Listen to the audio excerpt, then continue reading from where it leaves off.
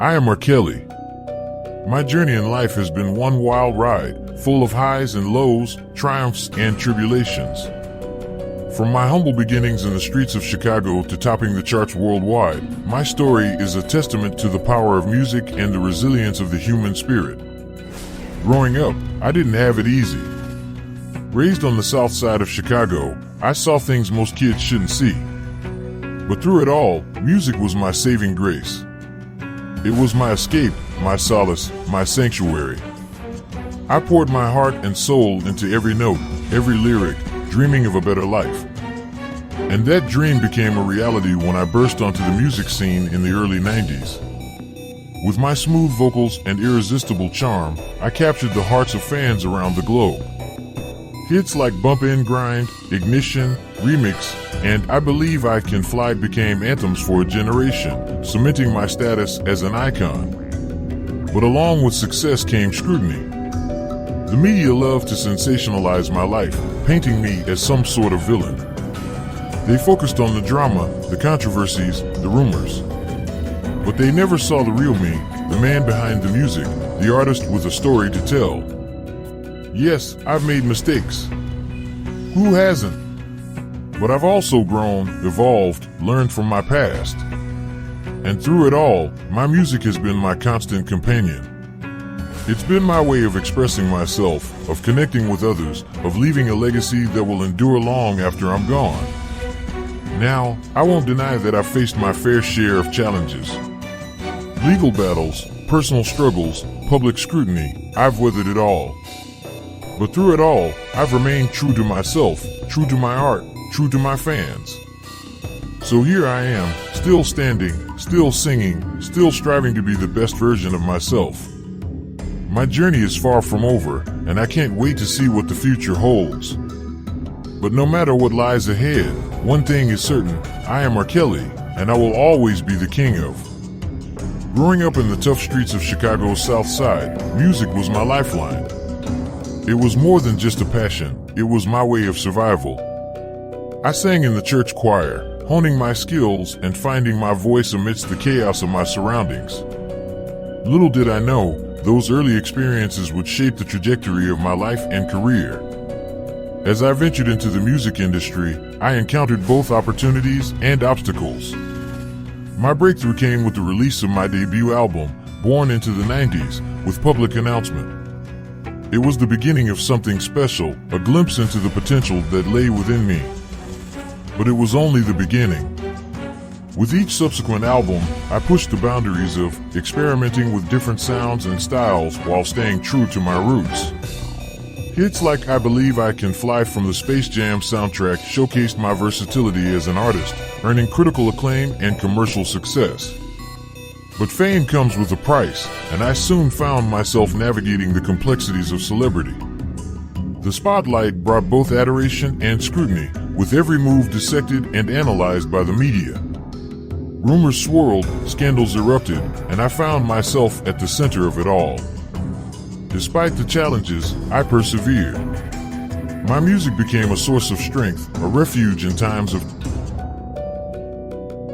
Chale is a singer, songwriter, and producer who sold almost 80 million records. He was the best-selling R&B artist in the 90s and early 2000s. Unlike most singers, Chale writes his own songs.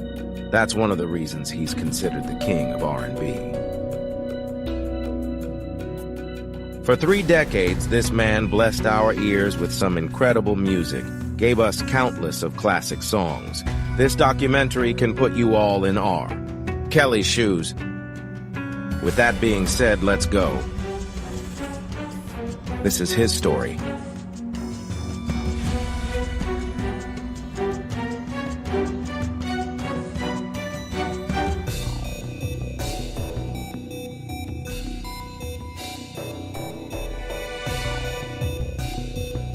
Robert Sylvester Chale was born on January 8, 1967 in the south side of Chicago. His mother, Joanne, was a school teacher and his father wasn't around. Joanne would later get married to a guy who reportedly worked for airline. Robert has 2 brothers and 3 sisters. The family grew up in the Ida B. Wells projects. Robert was a very shy child. He spent most of his time at home playing on his keyboard. At the age 8, Robert began singing in the church choir. At home, Robert was allegedly being sexually abused by his older sister, Teresa. He was also being sexually abused by an older male who was friends with the family. At school, people teased Robert because he couldn't read or write. He would go home, lock himself in the bathroom, and cry. At the age 11, Robert allegedly shot himself in the shoulder, attempting to commit suicide. It was a very dark time for him. Growing up in Chicago was rough. The gang activity was just as heavy as it is today. Robert Two Brothers was with the foolishness. They both ran the streets and made names for themselves. Robert attended Kenwood Academy High School. There he played on the basketball team and was said to be a good player. He even played ball with former #1 high school player in America, Ben Wilson. While attending Kenwood Academy, Robert met legendary music teacher Lena McGlynn. McGlynn seen a talent in Robert. She encouraged him to quit the basketball team and focus on singing. She also encouraged him to enter the school's talent show. At the talent show, Robert performed Stevie Wonder's classic song, Ribbon in the Sky, and won first prize. He dropped out of school shortly after and began musking in the subway under the Chicago L tracks. On November 20th, 1984, high school basketball star Ben Wilson was shot and killed. Wilson had a bright future. He had scholarship offers from the University of Illinois, DePaul University, and Indiana University. At Wilson's funeral, a 17-year-old Robert sang, "It's so hard to say goodbye to yesterday." Robert always had a unique voice. It's bright but powerful, similar to Marvin Gaye's. In the beginning, Robert's style was inspired by Bobby Brown, New Edition, and BBD. This was in the beginning of the new Jack. I poured my heart and soul into every song, channeling my experiences and emotions into lyrics that resonated with listeners around the world. Yet, amidst the accolades and achievements, there were dark clouds on the horizon. Allegations of misconduct and abuse cast a shadow over my career, threatening to tarnish my legacy. I faced legal battles and public condemnation, grappling with the consequences of my actions and the impact they had on others. Through it all, I remained defiant. I refused to let the negativity define me, choosing instead to focus on my music and the love of my fans. Yes, I made mistakes, but I also grew, evolved, and saw redemption in the eyes of those who believed in me. As the years passed, I continued to create music that spoke to the soul, drawing inspiration from my own experiences and the world. 20-year-old Robert was ready to get in the game.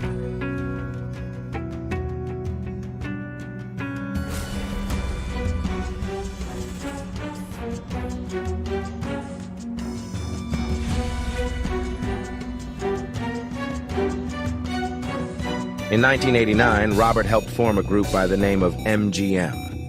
Along with his high school friends Mark McWilliams, Vincent Walker, and Sean Brooks, the group later signed a deal with the independent Racket label and released only one song, Why You Wanna Play Me. On the talent TV show Big Break, hosted by Natalie Cole, MGM performed All My Love and won a $100,000 grand prize. Months later, MGM breaks up and Robert signs to Jive Records and record his debut album, Born into the 90s. The album was released in 1992 and credited as R. Chale in public announcement. This was all during the new Jack Swing era. She Gots That Vibe was R. Kelly's first hit. The song peaked at #7 on the U.S. Billboard. Hot R&B and hip-hop song Slow Dance, Hey, Mr. DJ was another hit on Born into the 90s album. This was R. Kelly's first #1 on the U.S. R&B chart. The album sold over 1 million copies and is now considered a new jack swing classic. This was R. Kelly's only album. With public announcement, he went solo and began recording his next album. Music was now evolving. The new jack swing sound was beginning to fade away. R&B was becoming more X-rated. We called it baby-making music. Back in the day, R&B singers such as Babyface, Keith Sweat, Luther, Aaron Hall, Boyce, The Men Silk, Teddy Riley, Jodeci, Freddie Jackson were all R. Kelly's competition at the time. Michael Jackson was the #1 guy. He had just released the Dangerous album in '91. Dangerous was in the process of selling over 30 million copies worldwide. R. Kelly knew he had to come hard with his next album, and that's exactly what he did.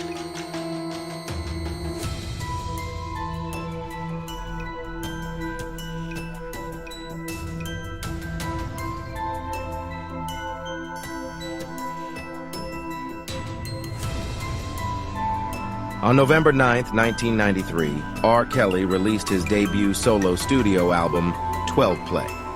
12 Play is one of the best R&B albums of all time. The entire album was written and produced by Kelly himself. It peaked at #1 on the U.S. top R&B hip-hop albums and went on to top the R&B albums chart for 9 weeks straight. Sex Me was the album's first single. It reached #2 on the R&B chart and reached #20 on the top 40 of the Billboard Hot 100. The second single from the album was Bumpin'